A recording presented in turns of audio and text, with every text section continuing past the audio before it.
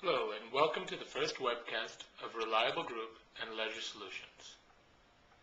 Today, I wanted to start the webcast by giving you an idea of what we're planning to do here. Basically, we wanted to open up a line of communication between our team, myself, some of the guys that are affiliated to the company, and I wanted to make sure that everyone knew to a top degree where the company's headed.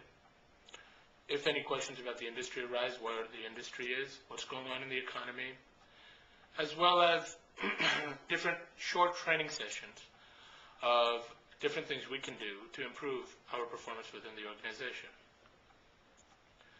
Now, I'm going to try to do these webcasts on a regular basis, as and when needed, as we can keep, some sort of communication flow going. But my request to you is that this is a two-way communication. I'll be providing the communication from this side, and I'd like for all of you to respond after you read this webcast, after you hear this webcast, with some sort of response, updates, information, even questions regarding that you want answered. I'll try to answer all the questions, even the simple ones, the basic ones, the crazy ones, anything. And I will try to give as much of a response as I possibly can. You could ask anything you want. And whoever asks the best questions, gives the best comments, gives the best response will get some sort of recognition, some sort of prize. And in the event that, you do give me some feedback, we'll be able to maintain a constant flow of communication back and forth for the duration. Today I wanted to present the topic about value propositions. Now, value proposition is a term which we use within the organization to determine what type of value we're providing to our customers, what type of value we're providing to the organization, what type of value we're providing to one another. And all these aspects are important in the course of your day. As it relates to your particular role, your particular responsibility, the customer must see a tangible benefit of the work that you are putting into the organization. Now, that means a lot of different things in a lot of different ways. If you are a delivery person, then your tangible results can clearly be shown by the type of benefits that the client is getting from your work.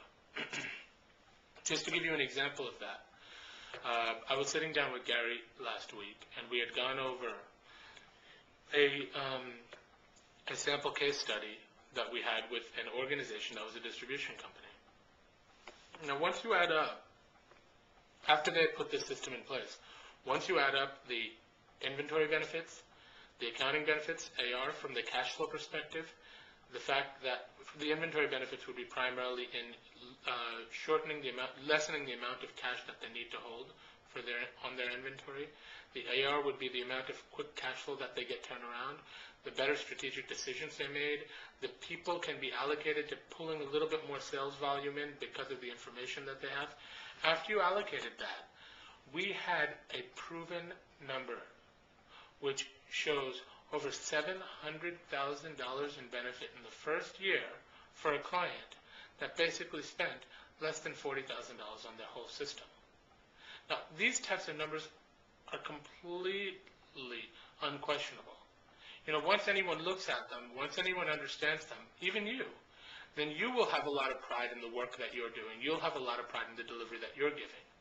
And the same thing applies to the sales teams. The sales teams must be very focused on getting their numbers, making sure that they can understand these values so that they can present them to the team. Now, in a discussion that I had with someone, Jigisha, we had come up with a very clear analogy. Whether you drive Oracle or whether you drive SAP or whether you drive Microsoft or whether you drive the Keyline solutions that we've built in-house, all of these solutions are basically like a car. Now, a car can be sold and purchased by anyone. Anyone can do it. However, a car without the knowledge on how to drive it is useless. And many people may be able to drive, but they may not be able to drive properly, and they may not be able to give you a map. Now, many people may be able to give you a map, but they may still get lost because they don't know how to read the map. They don't have a GPS. They don't know how to go from point A to point B. Now, what we do in our organization is Oracle, Keyline, whatever it is that we use, these are all the car. A commodity to some degree. Many vendors have them. Many solution-oriented people have them.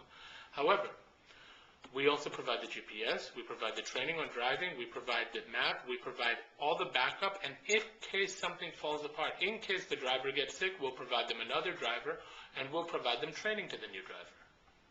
Now, that's the difference between Ledger and Reliable and other people. We make sure that we start from point A, go to point B, and we don't hit any major roadblocks along the way. Even if we do, we get past them. Now, once this path has been achieved and we've gotten to the end of it, it's very simple. We have provided, without question, an unparalleled value to our client. We may have a client which is doing, which is getting, paying 1 crore or $300,000 for a software solution that we're implementing, $200,000 for a software solution that we're implementing. That client, I can guarantee you, guaranteed, is going to be making 10 times that in the first couple of years that they use the system in benefits and rewards to the company and organization itself. Now, value proposition doesn't only extend to the client. Value proposition also extends from the employee to the employer, from the employer to the employee, and from their managers to their team. I want you all to spend some time thinking about what's the value proposition you're providing to the organization, what's the value proposition you're providing to your team, to your juniors or seniors, and I want you to send me an email about what value propositions you're currently providing and what you think you're not providing enough of and what you feel you can and should be trained to provide.